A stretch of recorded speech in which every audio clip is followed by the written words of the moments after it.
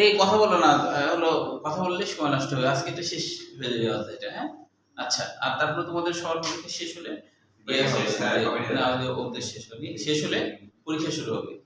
তাহলে দেখো, সাধারণত নলাকার মধ্যবর্গ ভাবা, তাহলে প্রথম কথা হলো এর একবীজপত্রী উদ্ভিদ, এটা কিন্তু মাথায় রাখতে হবে, হ্যাঁ। যেমন মালবেসি দ্বিবীজপত্রী, কারণ কি শাখা প্রশাখা আছে, এটা বোঝার উপায়।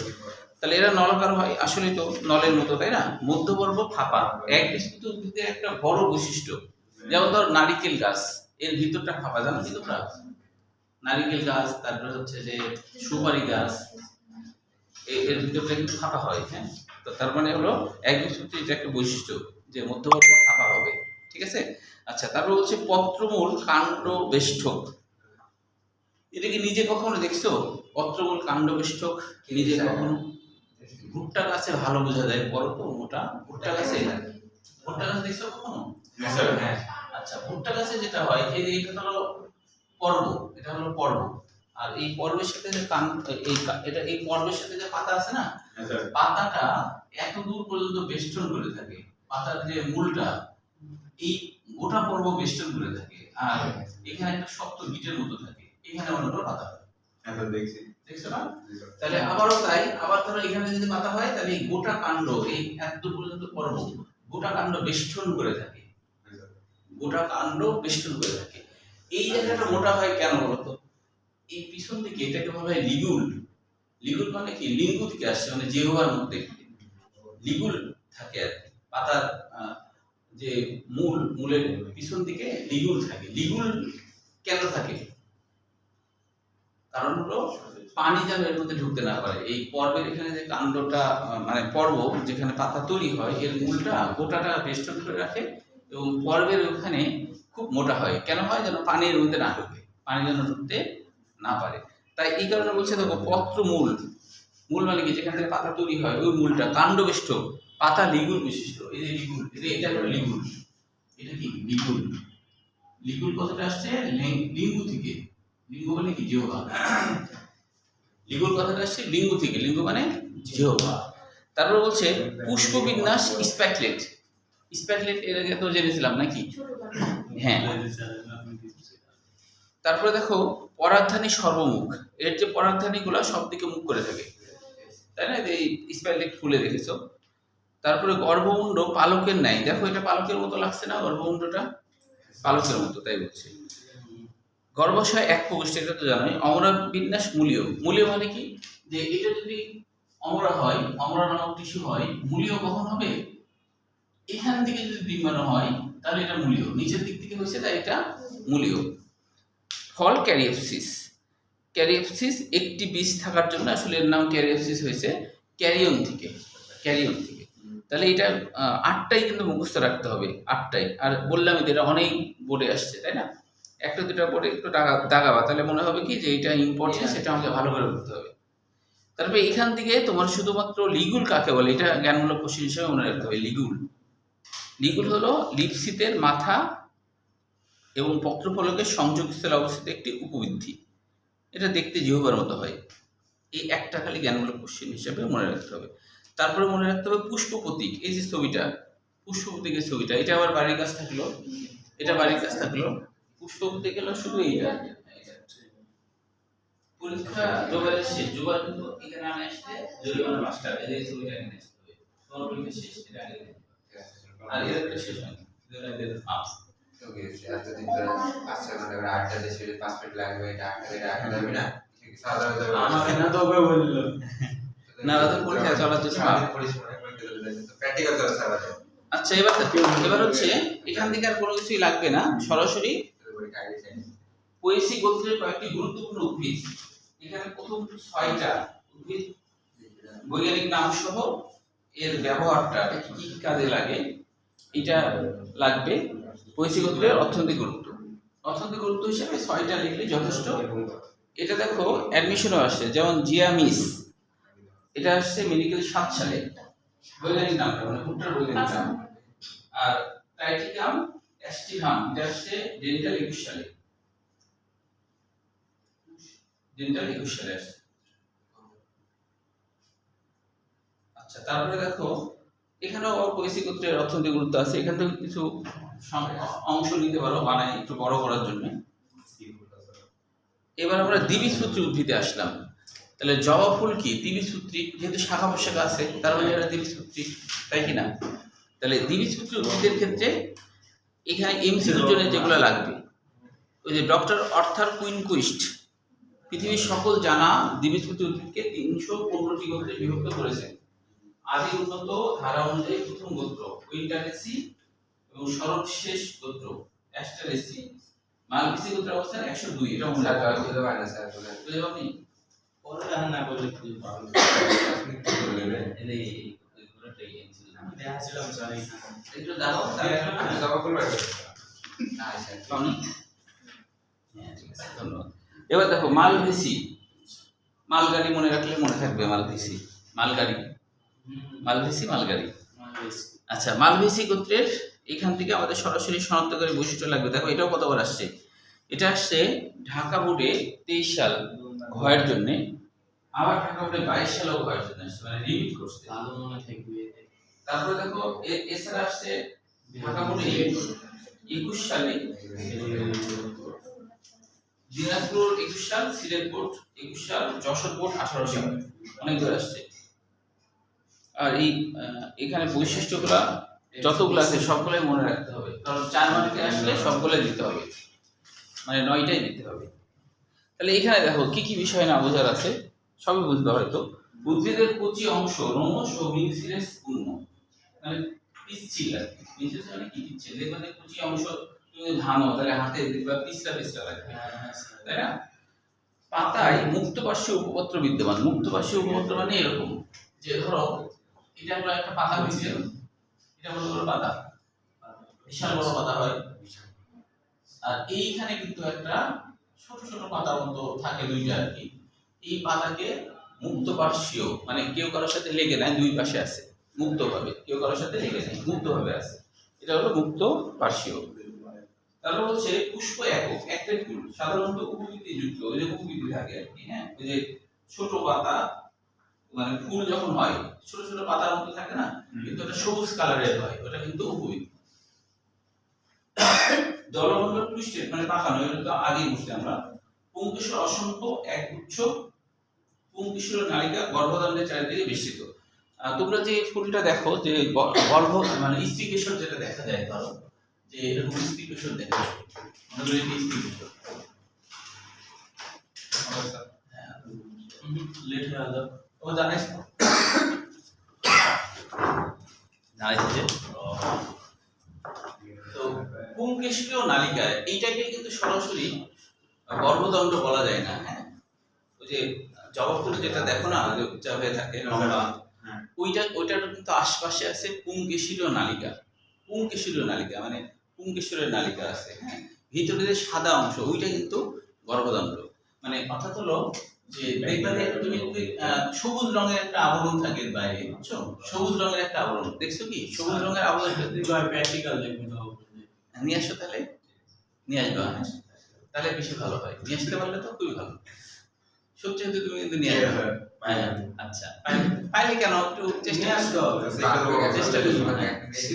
আচ্ছা, তো ওই জবা ফুলের বাইরে একটা সবুজ রঙের আবরণ, ওটা যদি তুমি ব্লেড দিয়ে কাটো না, তাহলে ভিতরে একটা সাদা বর্ণের পাওয়া যায়। ওইটা কিন্তু আসলে মানে গর্ভদণ্ড আর কি, ওটা হলো গর্ভদণ্ড।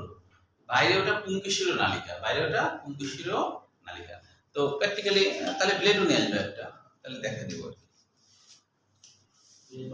আচ্ছা, তারপরে দেখো এই বই আনোনি, তারপরে এরপরে পরের পৃষ্ঠা পরাগধানী এক প্রকোষ্ঠী ও বৃত্তাকার, মানে তিন দিন মতো দেখছে পরাগধানীটা। পরাগ রেণু বৃহৎ ও কণ্ঠকিত। পরাগ রেণুটা কণ্ঠকিত মানে কি কাটা কাটা, যে এরকম থাকে, মনে করো এরকম এরকম থাকে, এরকম এরকম থাকে, এরকম যদি থাকে তাহলে কাটা কাটা মুক্ত, এটাকে বলছে কণ্ঠকিত। তারপর অমরবিন্যাস অক্ষীয়। অক্ষীয় মানে কি বলো?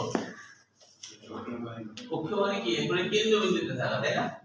ধরো এখানে একটা অমর আছে, এখানে অমর আছে, আর এখানে ধরো ডিম্বাণু হচ্ছে, তাহলে এটাকে আমরা বলবো অক্ষীয়, যে কেন্দ্রবিন্দুতে হয়েছে ডিম্বাণুগুলো, তাই এটাকে বলা হয় অক্ষীয়। ফল ক্যাপসুল বা বেরি।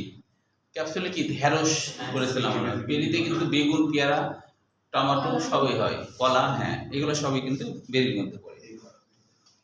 আচ্ছা এবার দেখো, সাধারণ বৈশিষ্ট্যের মধ্যে কিছু বিষয় মনে রাখতে হবে। স্বরূপ, বিরূপ এরা গুল্ম বা বৃক্ষ হতে পারে, পুষ্পবিন্যাস একক বা ছাইমস, আর উপবিধি 3 থেকে 10টাও হতে পারে, মুক্ত বা যুক্ত হতে পারে, এটা মনে রাখতে হবে।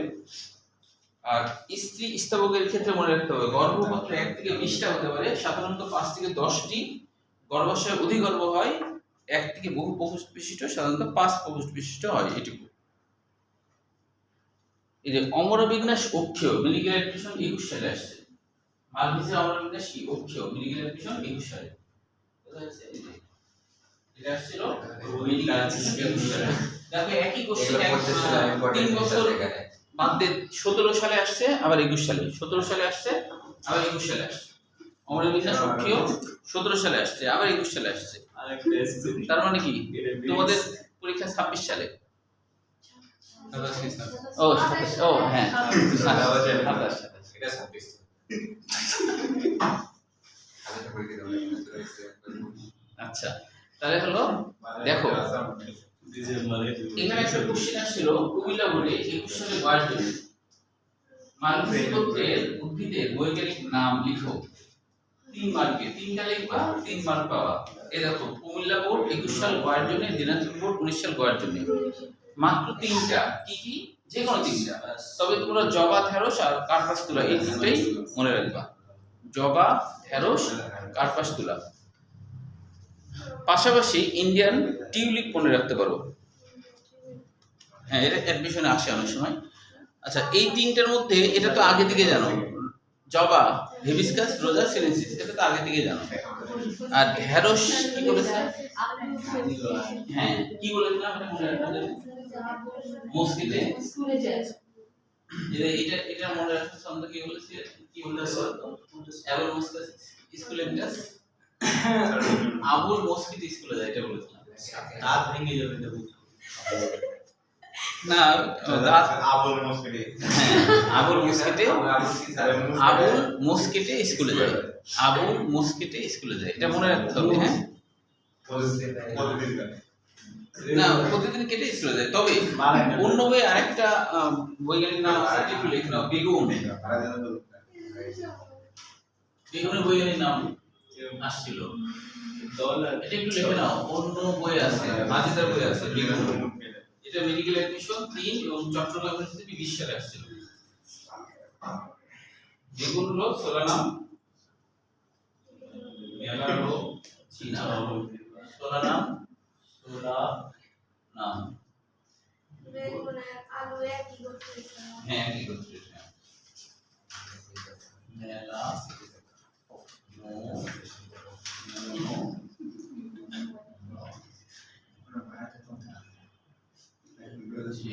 না এটা বায়োলজি ক্লাসে এইটা আসছিল বুঝছো, এটা হচ্ছে মেডিকেলে 3 সালে, চট্টগ্রাম ইউনিভার্সিটি 20 সালে আসছিল।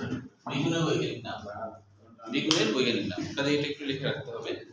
আর ঢেঁড়স তো কি ক্ষেত্রে ব্যবহার হয়, এটা আসছিল চট্টগ্রাম ইউনিভার্সিটিতে 20 সালে, যে ঢেঁড়স হচ্ছে বহুমূত্র রোগে ব্যবহার হয় ঢেঁড়স।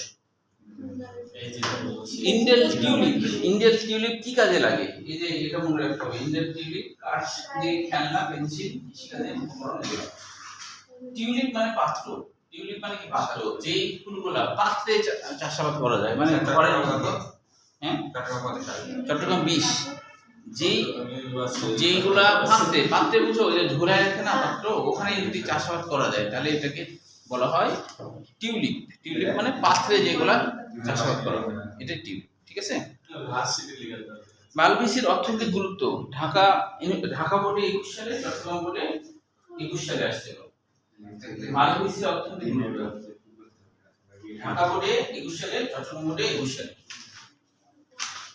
এরপরে দেখো পয়সী গোত্র ও মালভেসি গোত্রের পার্থক্য, পয়সী গোত্র ও মালভেসি গোত্রের পার্থক্যের মধ্যে খেয়াল করো, পার্থক্যটা কোন কোন বোর্ডে আসছে। রাজশাহী বোর্ডে 22 সালে আসছে, রাজশাহী বোর্ড 22 সাল ক্ষয়ের জন্য, দিনাজপুর বোর্ড 22 সাল ক্ষয়ের জন্য, যশোর বোর্ড 23 সাল লাগবে ভয়ের জন্য চট্টগ্রাম বোর্ড 23 সাল ভয়ের জন্য, তেইশ রাজশাহী বোর্ড 22, দিনাজপুর বোর্ড 22, যশোর 23, চট্টগ্রাম 23।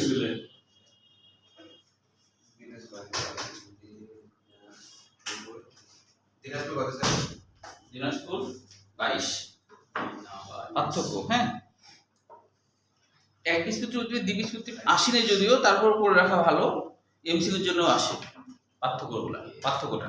তবে এটা বেশি গুরুত্বপূর্ণ, পরিসি আর মালভেসি গোত্র আজকাল পার্থক্যটা একটু বেশি দিচ্ছে, পার্থক্যগুলো একটু বেশি দিচ্ছে।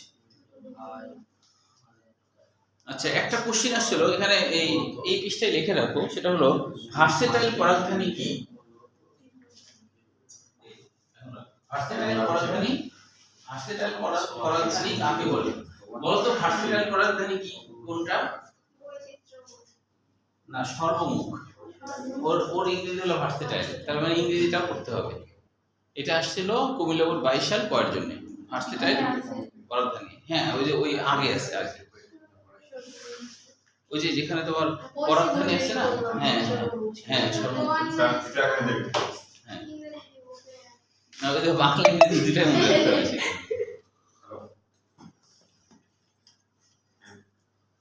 অনুমতি দিচ্ছে এজন্য। তবে মনে হয় যে ওই তোমাদের হচ্ছে, হ্যাঁ আচ্ছা চলো, ওই আগামী দিন থেকে আমরা আবার হচ্ছে ওই ব্যাংক নিয়ে আসবো কথা বলার ইয়ের জন্য, হ্যাঁ ঠিক আছে। আর এখন তোমরা যেহেতু সেকেন্ড ইয়ার, এখন খুব সিরিয়াসলি পড়াশোনা করতে হবে, তাই কিনা? তো আগামী দিন থেকে ব্যাংক থাকবে, হ্যাঁ। আর যদি পড়া করে না আসলে জরিমানা যেটা, সেটাও কিন্তু শুরু, এটা ভরলে পরেই তোমরা জরিমানা একটু বেশি করে দিবা, তাহলে ভরে যাবে। আচ্ছা, আবার এরপরের দিন ভুল করবা, এরপরে তো 8 অধ্যায়, তো 8 অধ্যায় আমরা শুরু করি, সময় চলছে। একদিনে পড়তে পারবো না। আচ্ছা, আর জরিমানা আছে যেহেতু, জরিমানা তো হবে। আচ্ছা, তাহলে আগামী দিন হচ্ছে সবিক, আগামী দিন কতটুক পড়া, ওই যে 255 থেকে শেষ পর্যন্ত, 255 থেকে, এই 255 থেকে শেষ পর্যন্ত। হ্যাঁ, আমাদের বেশি পড়া হলে পারবে না, ক্যাপ্টেন বলছে।